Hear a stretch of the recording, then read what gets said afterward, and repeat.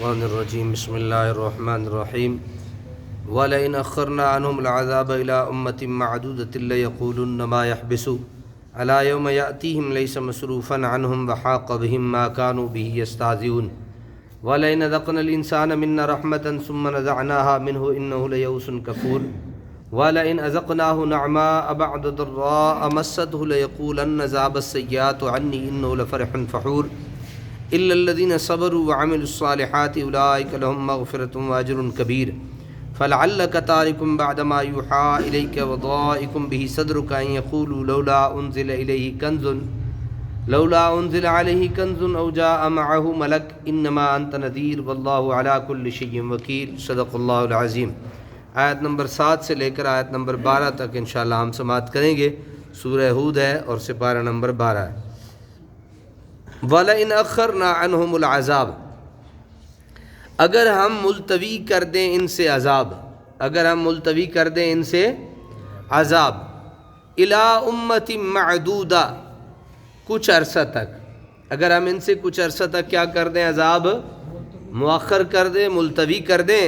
تو کیا ہوگا؟ لَيَقُولُنَّ مَا يَحْبِسُ، تو ازراہ مذاق کہیں گے کہ کس چیز نے روک دیا ہے اس عذاب کو۔ اگر ہم ان سے عذاب روک دیں، ملتوی کر دیں کچھ عرصے کے لیے،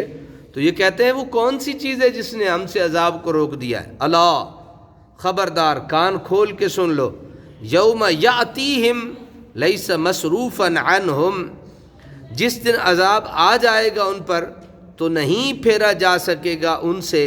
وحاق بہم ما کانوا بہ یستہزئون، اور گھیر لے گا انہیں وہ عذاب جس کا وہ تمسخر اڑایا کرتے تھے۔ اللہ کی مرضی ہے،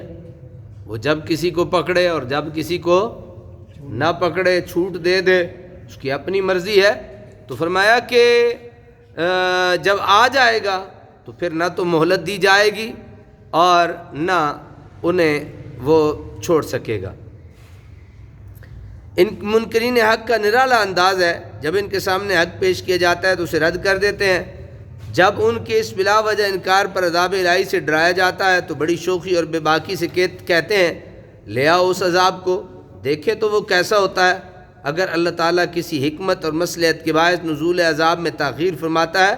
تو اسے اس کا احسان خیال نہیں کرتے اور ان مہلت کی گھڑیوں سے فائدہ اٹھانے کے بجائے الٹا تانے دینے لگتے ہیں کہ کہاں گیا وہ عذاب جس سے تم ہمیں ڈرایا کرتے تھے۔ انہیں بتایا جا رہا ہے کہ جب مقررہ گھڑی آ پہنچے گی تو عذاب الہی تم پر نازل ہوگا، اس وقت تم چلاؤ گے، شور مچاؤ گے، بھاگنے کی کوشش کرو گے، سب بے سود، وہ عذاب تمہیں نیست و نابود کر دے گا۔ اس لیے ان مہلت کی گھڑیوں کو ضائع نہ کرو، رحمت کا دروازہ کھلا ہے، آؤ توبہ کرو، معافی مانگ لو، بخش دیے جاؤ گے۔ وَلَئِنْ أَذَقْنَا الْإِنسَانَ مِنَّا رَحْمَةً، اور اگر ہم چکھائیں کسی انسان کو اپنی طرف سے رحمت کا مزہ، ثُمَّ نَزَعْنَاهَا مِنْهُ، پھر ہم چھین لیں اس رحمت کو اس سے، إِنَّهُ لَيَئُوسٌ كَفُورٌ، تو بڑا مایوس اور ناشکرہ بن جاتا ہے۔ یعنی ہم کسی پہ رحمت کریں اور پھر وہ رحمت اس سے کیا کریں، لے لیں، تو بڑا ناشکرہ اور بڑا مایوس ہو جاتا ہے۔ انسان کو اس کی زندگی میں مختلف قسم کے حالات سے واسطہ پڑتا ہے، کبھی اس کے مطلع حیات پر خوشی کے ستارے جگمگاتے ہیں اور کبھی اسے ایسی شکست سے دوچار ہونا پڑتا ہے جس کا اسے تصور تک بھی نہیں ہوتا، کبھی وہ تندرست و توانا ہوتا ہے اور کبھی بیمار و رنجور۔ ان مختلف حالات میں دو قسم کے انسان یعنی کافر اور مومن کا جو طریقہ کار اور رد عمل ہوتا ہے اس کو ان آیات میں بڑے مؤثر پیرائے میں ذکر کیا گیا ہے تاکہ انسان اپنی بھلائی اور وقار کی خاطر بہتر راستہ اختیار کر سکے۔ انسانی نفسیات کا یہ ایسا حقیقت پسندانہ تجزیہ ہے جس میں شک و شبہ کی ذرا تر گنجائش نہیں۔ وَلَئِنْ أَذَقْنَاهُ نَعْمَاءَ بَعْدَ ضَرَّاءَ، اور اگر ہم چکھاتے ہیں اسے کوئی نعمت اس تکلیف کے بعد جو اسے پہنچی تو وہ کہہ اٹھتا ہے لَيَقُولَنَّ ذَهَبَ السَّيِّئَاتُ عَنِّي، کہہ اٹھتا ہے کہ دور ہو گئی سب تکلیفیں مجھ سے، إِنَّهُ لَفَرِحٌ فَخُورٌ، بے شک وہ بڑا خوش ہونے والا اور اترانے والا ہے۔ إِلَّا الَّذِينَ صَبَرُوا، مگر وہ لوگ جو صبر کرتے ہیں، وَعَمِلُوا الصَّالِحَاتِ، اور نیک کام کرتے ہیں، أُولَٰئِكَ لَهُم مَّغْفِرَةٌ وَأَجْرٌ كَبِيرٌ، وہ ایسے کم ظرف نہیں ہوتے، وہی ہیں جن کے لیے بخشش بھی ہے اور بڑا اجر بھی ہے۔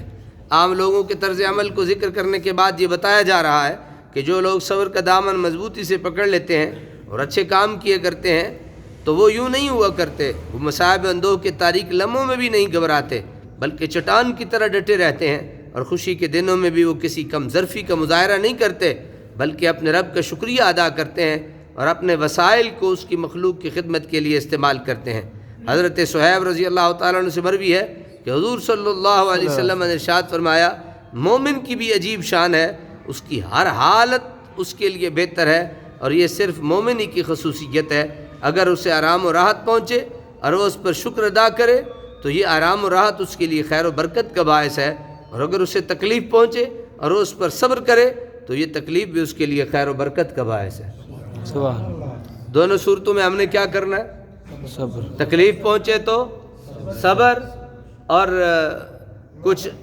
راحت اور سکون ملے تو بس ایک ہاتھ میں شکر رکھنا ہے، ایک ہاتھ میں، اور ہمارے تو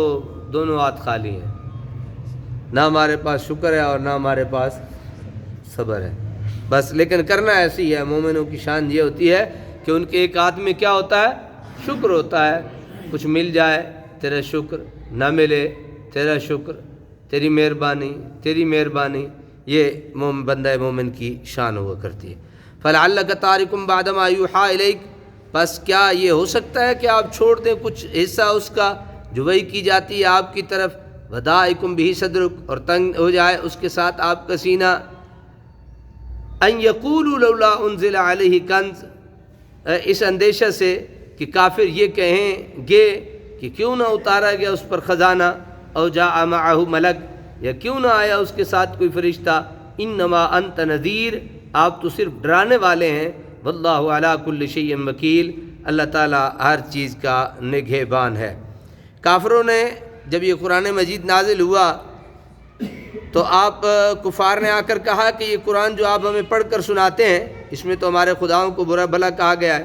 اس لیے ہم اس قرآن کو تو ماننے کے لیے تیار نہیں۔ ہاں اگر آپ ایسا قرآن لے آئیں جس میں ہمارے بتوں سے کسی قسم کا تعرض نہ کیا گیا ہو تو ہم آپ پر ایمان لا سکتے ہیں۔